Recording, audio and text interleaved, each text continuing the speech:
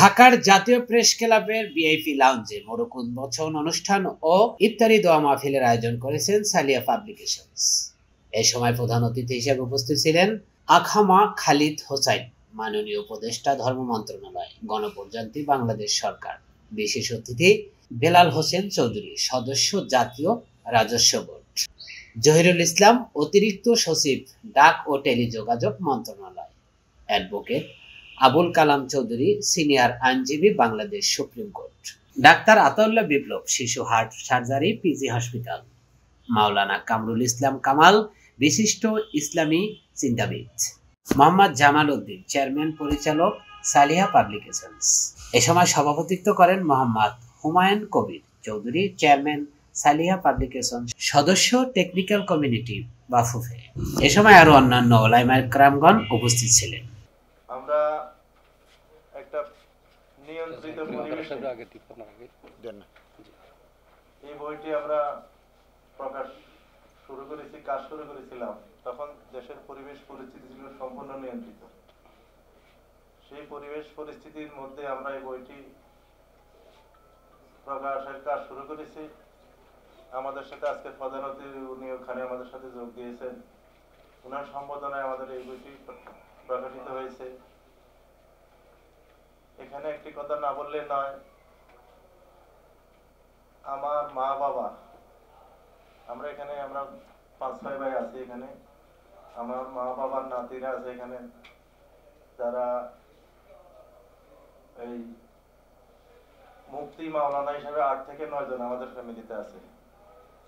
আমার মা বাবা আমরা যখন বুঝজ্ঞান হয়েছে তখন দেখছি ওনারা কোনোদিন দেখি নাই তাহাজ্জুদের নামাজ মিস করতে। 5 ওয়াক্ত নামাজ তো পড়তেনই, পাশাপাশি নফল নামাজ, কত নফল নামাজ ওনারা পড়তেন আমরা দেখছি। আমার বাবা একজন চেয়ারম্যান ছিলেন পাকিস্তান আমল থেকে দীর্ঘদিন। উনি চেয়ারম্যান থাকাকালীন আমরা দেখেছি উনি নিজ কণ্ঠে আযান দিতেন। আমার মা বাবার শিক্ষা থেকে আমরা শিক্ষিত হয়ে, আমার মা বাবার সব সময় একটা চিন্তা ছিল আমার ছেলেরা আবার উত্তরাধিকারীরা একটা সুশিক্ষিত, বিশেষ করে আরো বেশি শিক্ষিত হোক। তারই ধারাবাহিকতায় ওনাদের ইচ্ছা পূরণ হয়েছে। ওনার প্রায় 8-9 জন মুফতি, হাফেজ, মাওলানা ওনাদের উত্তরাধিকার থেকে সৃষ্টি হয়েছে। ওনাদের সেই আশা, ওনারা একজন ধর্মপ্রাণ মুসলিম ছিলেন, ধর্মভীরু, ধর্মানুরাগী। আমার বাবা মার একটা ইচ্ছা ছিল ওনার সন্তানেরা উত্তরাধিকারী মাওলানা হোক, দিনই কাজ করুক। তারই ধারাবাহিকতা আমরা একটি মাদ্রাসা করেছি আমার বাপের নামে, জামিয়া ফারুকিয়া আখতারুল উলুম সয়ানি, বেগমগঞ্জ, নোয়াখালী। ওটা দীর্ঘদিন থেকে ওটা কাজ করে আসছে। ওখান থেকে অনেক ওলামায়ে কেরাম বের হয়েছেন ইতিমধ্যে। হুজুর আমাদের ওখানে গিয়েছেন, আমার জানা ছিল না, আচ্ছা জানলাম। আল্লাহর রহমতে এটা এখন অনেক বড় হতে যাচ্ছে। আপনারা ওই যে আপনার মুর্শিদা দেখলে বুঝতে পারবেন আমাদের এটা কতটুকু অগ্রসর, আমাদের পরিকল্পনা। দ্বিতীয় হলো কোরআনের অর্থ প্রচার করার জন্য আমার বাবা মার উত্তরাধিকার দিয়ে, একজাক্ট মেধাবী দ্বীনি আলেমদের দিয়ে আমরা এই বইটি প্রস্তুত করার শুরু করেছি। আমাদের আত্মীয় স্বজনেরা এটার মধ্যে এই লেখালেখি সবকিছু ওনারাই করেছেন। হুজুর আমাদের সাথে এসে সম্পাদনা করেছেন, অনেকের সহযোগিতা ছিল। তো আমাদের পাবলিকেশনটা আপনি হলো সালিহা পাবলিকেশন।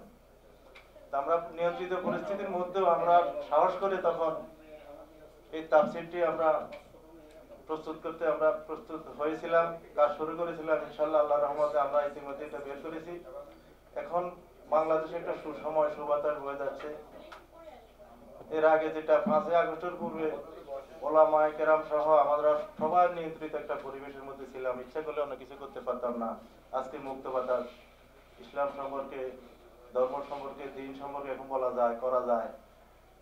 ইনশাআল্লাহ আমরা এই ধর্ম, কোরআনের অর্থ মানুষের মাঝে পৌঁছানোর জন্য আমাদের এটা উদ্দেশ্য। এই বইটি আজকে মোড়ক উন্মোচন হতে যাচ্ছে। আমাদের প্রধান অতিথি মোড়ক উন্মোচন করবেন। আপনারা সবাই আমাদের জন্য দোয়া করবেন, আমরা যেন আমাদের মা বাবার আশাকে পূরণ করতে পারি, দ্বীনের খেদমত করতে পারি, দ্বীনের সাথে থাকতে পারি জীবনের শেষ মুহূর্ত পর্যন্ত। বিশেষ করে আমি বাংলা শিক্ষিত, বাট আমি এই দ্বীনি কাজের প্রতি আমি দুর্বল। আর মাওলানা, মুফতি যারা আরবি শিক্ষিত তাদের প্রতি আমি দুর্বল, বিশেষ করে কওমি যারা তাদের প্রতি আমি বেশি দুর্বল। আমি কত কষ্ট করে যারা কওমি মাদ্রাসা থেকে শিক্ষা লাভ করে বা করেছেন আমি পিছনের দিক অনেক দেখেছি। এই জন্য আমি একটু দুর্বল এটার প্রতি। তো আমার মা বাবার যে লক্ষ্য, যে উদ্দেশ্য ছিল, সেটার ধারাবাহিকতায় আমি আজকে বলছি আমার পরিবার সহ আমরা তো আমার জীবদ্দশায় আমি এই কাজগুলো করে যাব।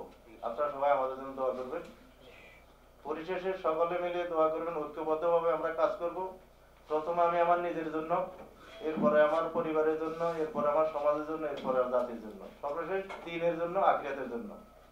আপনারা সবাই আমাদের জন্য দোয়া করবেন, আমাদের এই পাবলিকেশনের জন্য দোয়া করবেন, আর আমাদের এই মাদ্রাসার জন্য দোয়া করবেন, সহযোগিতা করবেন। এখানে আমাদের হুজুর আজকে ধর্ম মন্ত্রণালয়ের দায়িত্বে আছেন, ওনার অনেক সুযোগ আছে মাদ্রাসা মসজিদে কিছু করার জন্য। উনি যদি একটু লক্ষ্য রাখেন ওনার প্রতিষ্ঠান ওটা, তাহলে হয়তো আমরা আরো অনেক এগিয়ে যেতে পারবো, আমাদের স্বপ্ন আমরা বাস্তবায়িত করতে পারবো। এখানে প্রশাসনের লোক আছে, অন্যান্য লোক আছে, আপনারা সকলে মিলে আমাদের জন্য দোয়া করবেন। প্রকাশিত এই সফওয়াতুত তাফাসির বাংলা অনুবাদ এবং চৌধুরী পাবলিকেশনস, আপনাদেরটা সফওয়াতুত তাফাসির সালেহা পাবলিকেশন, আর রচনা আমার যে রচনা সমগ্র আনোয়ার লাইব্রেরি কর্তৃক প্রকাশিত দুইটা বইয়ের আজকে মোড়ক উন্মোচন। আলহামদুলিল্লাহ, আমি যে আজকের এই অনুষ্ঠানে আসতে পারলাম, আপনাদের মতো বিদগ্ধ মানুষের সাথে একটু সময় কাটাবার সুযোগ পেলাম, এই জন্য আল্লাহ তাআলার দরবারে শুকরিয়া আদায় করি। সফওয়াতুত তাফাসির এটা বিশ্ববিখ্যাত তাফসির এবং নন্দিত মুফাসসিরে কোরআন হযরত আল্লামা মুহাম্মদ আলী সাবুনি রাহিমাহুল্লাহ লিখিত। এবং এই তাফসিরের আমি ওনার জীবনী লিখেছি, তাফসিরে আছে ওনার সম্পর্কে আমার অবজারভেশনস আমি ওখানে লিখেছি। এবং এই তাফসিরের ভিতরে শেখ মোহাম্মদ আলী আস-সাবুনি এক সংগ্রামী ব্যক্তিত্ব, সিরিয়ার। নিজের বোধ, বিশ্বাস, চেতনাকে তিনি সারা জীবন ইসলামিক চেতনাকে লালন করেছেন। ফলে এই স্বৈরতান্ত্রিক সিরিয়ায় তিনি থাকতে পারেননি। পরে সৌদি আরবে এসেছেন, ওখান থেকেও নানা কারণে তিনি বিতাড়িত হয়েছেন। পরে আশ্রয় নিয়েছেন তুরস্কে তিনি মারা গেছেন। ফলে ইসলামের প্রতি ওনার দায়বদ্ধতা, ইসলামী আদর্শের চেতনাকে লালন করা এই মনীষী যে সফওয়াতুত তাফাসির লিখেছেন, এটা অনবদ্য একটা সমাজ বিনির্মাণের দাওয়াত আছে এই বই। এবং উলুমুল কোরআন, উলুমুল হাদিস এই বিষয়ে ওনার প্রজ্ঞা এই বইটি প্রতিফলিত হয়েছে। বাংলা ভাষায় আর আগে সফওয়াতুত তাফাসিরের বাংলা অনুবাদ বের হয়নি, এমনকি বহু মাদ্রাসায় সফওয়াতুত তাফাসিরকে রেফারেন্স হিসেবে ব্যবহার করা হয়। টেকনাফের ওদিকে একটা প্রতিযোগিতা হয়, মুসাবাকা হয় এই সফওয়াতুত তাফাসিরের উপর। তো সালেহা পাবলিকেশনের হুমায়ুন সাহেব ওনার আন্তরিক প্রয়াসে, ফয়সাল এবং আরও অনেকের, হযরত আল্লামা মাওলানা নুরুল ইসলাম সাহেব রাহিমাহুল্লাহর বংশধরেরা, মাওলানা আব্দুল্লাহ সাহেবের এই ছায়ায় যারা বড় হয়েছেন, ওনারা এই কাজটি সম্পাদন করেছেন। একদল নিবেদিত প্রাণ দক্ষ অনুবাদক এটাকে অনুবাদ করেছেন, আমি সম্পাদনা করেছি এবং এই জন্য আমি গৌরববোধ করি যেটা কোরআনের তাফসীরের সাথে আমার সম্পৃক্ততা রয়েছে। আমি আশা করি এটা বাংলার মানুষের ঘরে ঘরে যাবে এবং কোরআনের আলোক এটা সমাজ নির্মাণের আমরা যারা স্বপ্ন দেখি, আমাদের আকাঙ্ক্ষা পূরণে, আমাদের অভিপ্রায় পূরণে এই তাফসীর গুরুত্বপূর্ণ ভূমিকা পালন করবে। আমার যে রচনা সমগ্র এটাও আমি সালেহা পাবলিকেশনকে দিয়েছিলাম, কিন্তু তাদের সীমাবদ্ধতার কারণে এটা আনোয়ার লাইব্রেরিতে হস্তান্তরিত হয়েছে। তারা এটা প্রকাশ করেছেন, আমি আনোয়ার লাইব্রেরির প্রতি কৃতজ্ঞতা জানাচ্ছি। এখানে 9টা আমার ছোটোখাটো বুকলেটস এখানে সন্নিবেশিত হয়েছে, এবং আমার আরও বই আছে, ইসলামী রাষ্ট্র ব্যবস্থার বৈশিষ্ট্য, এটা ফ্রেশ বই আছে, এটাও পাবলিশ হয়। আরও বই আছে, নিভে যাওয়া দীপশিখা প্রথম খণ্ড বাজারে আছে, দ্বিতীয় খণ্ড রেডি আছে। তো আলহামদুলিল্লাহ আমি সালেহা পাবলিকেশন এবং আনোয়ার লাইব্রেরির কর্তৃপক্ষকে আন্তরিক অভিনন্দন জানাই। তারা এই বইগুলো প্রকাশ করার ক্ষেত্রে অর্থ বিনিয়োগ করেছেন, শ্রম দিয়েছেন, এবং মানুষের কাছে নিয়ে আসার ক্ষেত্রে তার ভূমিকা অত্যন্ত গুরুত্বপূর্ণ। আমরা আশা করি এগুলোর মাধ্যমে আমরা সমাজকে, পরিবারকে, এমনকি রাষ্ট্রকেও ইসলামাইজেশন করার ক্ষেত্রে গুরুত্বপূর্ণ ভূমিকা রাখতে পারি। আমরা যদি ব্যক্তি তৈরি করতে পারি, এই ব্যক্তি হবে একদিন এসিলেন ইউএনও, ডিসি, এডিসি, বিভাগীয় কমিশনার, সচিব, অ্যাডিশনাল সচিব, এভাবে হবেন, বিচারক হবেন, মন্ত্রী হবেন, স্পিকার হবেন, প্রেসিডেন্ট হবেন। অতএব আমাদেরকে ব্যক্তি সংশোধন করতে হবে, এবং অন্তর যদি পরিষ্কার করতে না পারি, কেবল সুন্দর সুন্দর কথা দিয়ে অথবা গরম বক্তৃতা করে কিছু হবে না। আমাদেরকে অন্তর পরিচ্ছন্ন করতে হবে। নফসের বিরুদ্ধে আমাদের যুদ্ধ করতে হবে, তাহলে আমরা ভালো মানুষ হয়ে যাব। অন্তরের ভিতরে হিংসা থাকলে কোনো মানুষ বড় হয় না। আমি বারবার কথা বলি, ছোট মনের মানুষ দিয়ে বড় কাজ হয় না, কোনোদিন হবে না। হিংসা করা যাবে, হিংসার অনেক কারণ আছে, এবং হিংসার কারণে আমাদের আমল নষ্ট হয়ে যাবে। ইন্নাল হাসাদে ইয়াকুলুল হাসানাত কামা তাকুলুল নার হাতাবা। শুকনো লাকড়িকে যেমন একটা আগুনের শিকা শুকনো লাকড়ির স্তূপকে নষ্ট করে দেয়, আমাদের আমলকে নষ্ট করে দেবে। একটা হাদিস আছে, আল্লাহ যদি কোনো মানুষকে উপরে তুলতে চান, এটা আল্লাহর মনসা, যে কোনো কারণে আল্লাহ একটা মানুষকে উপরে তুলবেন। পৃথিবীর সব মানুষ যদি বিরোধিতা করে, ফেসবুকে, ইন্টারনেটে, পত্রিকায় গুতামারি, তাকে নিচে নামানো সম্ভব নয়। আর আল্লাহ যাকে ডাউন করবেন,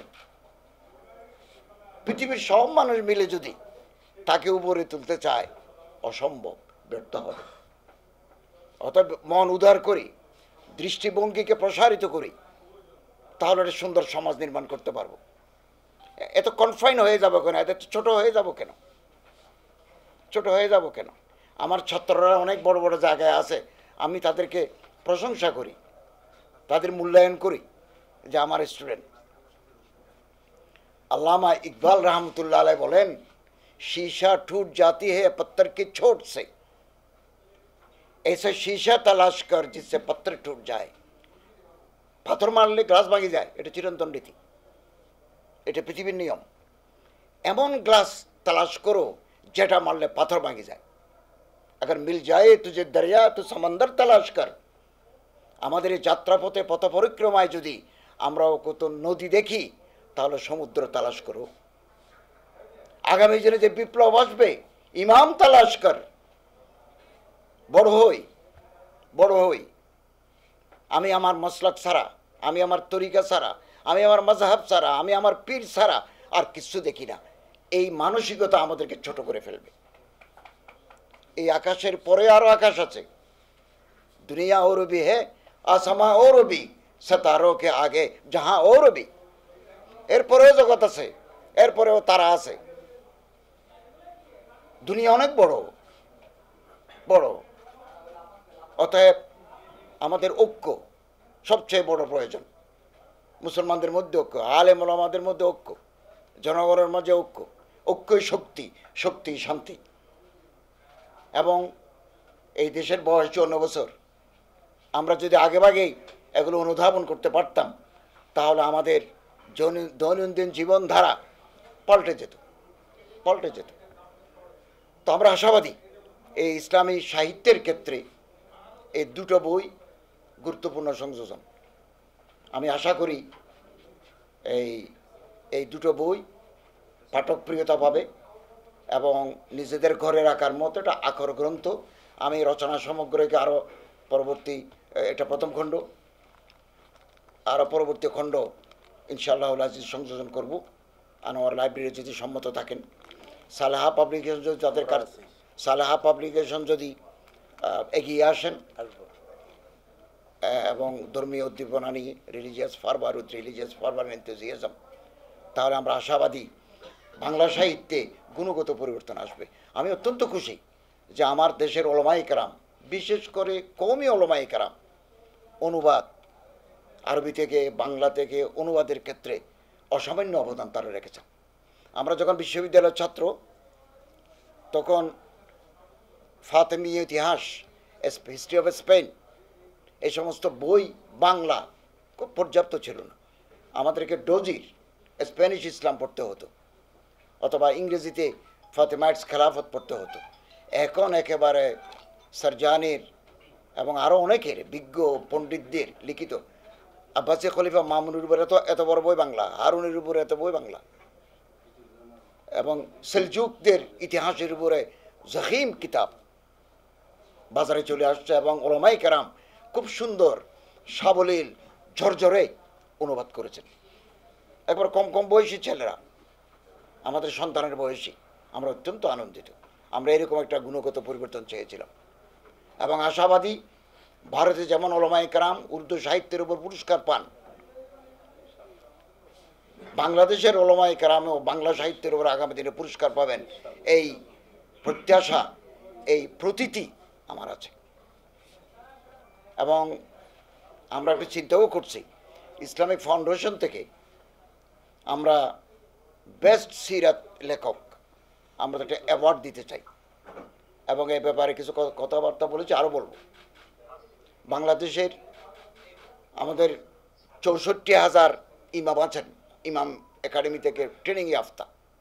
আমরা একজন ইমাম, একজন মুয়াজ্জিনকে ঢাকায় এনে সম্মানিত করতে চাই, কিছু আর্থিক সহায়তা করতে চাই। এটা আমরা খুব তাড়াতাড়ি সম্পন্ন করব। এবং যারা সিরাতে রাসূল সাল্লাল্লাহু আলাইহি ওয়াসাল্লামের উপরে মৌলিক কিতাব লিখেছেন অথবা অনুবাদ করেছেন, আমরা তাদেরকেও সম্মানিত করতে চাই। আমি অত্যন্ত খুশি হয়েছি যে আমাদের ভাইয়েরা, খুব কম বয়সী ভাইয়েরা, সিরাত হালাবি নিয়ে বুরহানুদ্দিন হালাবি, এটা অনেক কথা আছে থাকলেও এটা ইতিহাসের, ইসলামের ইতিহাসের সিরাত রাসূলের উপর একটা আখর গ্রন্থ, এটাও বাংলা হতে চলেছে। এবং আপনাদের মধ্যে যারা খুব ভালো বাংলা জানেন, আরবি জানেন, প্রমিত বাংলায় যাদের পারঙ্গমতা আছে, আমরা তাদেরকে ইসলামী ফাউন্ডেশন আহ্বান জানাচ্ছি। আমরা দারুল ফতোয়ায়ে দারুল উলুম দেওবন্দ, আমরা বোর্ড অফ গভর্নর্সের সিদ্ধান্ত নিয়েছি এটা আমরা বাংলা করব। আপনাদের মধ্যে যাদের অনুবাদ করার দক্ষতা, অনুবাদ কিন্তু দুরূহ কাজ, অনুবাদ দুই ভাষার উপর সমান পারঙ্গমতা লাগে। ইস্তেআরাত, ইসতিলাহাত, এগুলো জানতে হয়। ওই পরিভাষাগুলো, ইডিয়মস অ্যান্ড এগুলো ফ্রেজেস আপনি যদি না জানেন তাহলে বাংলায় সঠিক অনুবাদ করতে পারবেন না। আপনি অনুবাদ করে দিলেও আমাদের আবার সম্পাদক মণ্ডলী আছেন, আপনারা আমাদের সাথে যোগাযোগ রাখুন। আমরা আলেম, ওলামা, বুদ্ধিজীবী, স্কলারদের মধ্যে যাদের প্রতিভা আছে, মননশীলতা আছে, সৃজনশীলতা আছে, তাদেরকে এনে খুব গুরুত্বপূর্ণ বইগুলো অনুবাদ করাতে চাই। আপনারা আসুন এবং আপনার কোনো অনুবাদ গ্রন্থ থাকলে সেটাও দেখাবেন, এবং আর্থিকভাবেও এটা অনুবাদ করার মাধ্যমে আপনি আর্থিকভাবেও লাভবান হবেন। আমরা খুব উল্লেখযোগ্য পারিশ্রমিক দিয়ে থাকি, ওয়ার্ডে দিয়ে থাকি, এক এক শব্দে দিয়ে থাকি, এক এক শব্দ, সেন্টেন্স নয়, শব্দে দিয়ে থাকি। তো আমরা চাই যে আমাদের এই সমাজ পবিত্র কোরআনের আলোকে, হাদিসের রাসূল সাল্লাল্লাহু আলাইহি ওয়াসাল্লামের আলোকে উদ্ভাসিত হোক, আমাদের জীবন, পারিবারিক জীবন, সমাজ, রাষ্ট্রের জীবনে পরিবর্তন আসুক। আল্লাহ ওয়ালিয়ুত তৌফিক ওয়াল মুওয়াফফাক ওয়াল মুঈন। আপনার সবাইকে আন্তরিক অভিনন্দন জানাচ্ছি। হোটেল ইন্টারকন্টিনেন্টালে এইখান থেকে জাতিসংঘের মহাসচিব আসছেন, আমাদের উপদেষ্টাদের দাওয়াত আছে ওখানে, আমি ওখানে যাচ্ছি। এবং সকালবেলা আমি ইউনাইটেড ইন্টারন্যাশনাল ইউনিভার্সিটিতে Islamic banking, institute of Islamic banking, finance and ইকোনমিক্সের উপরে একটা বক্তব্য রেখেছি এবং একটা ইনস্টিটিউট উদ্বোধন করে আসছি।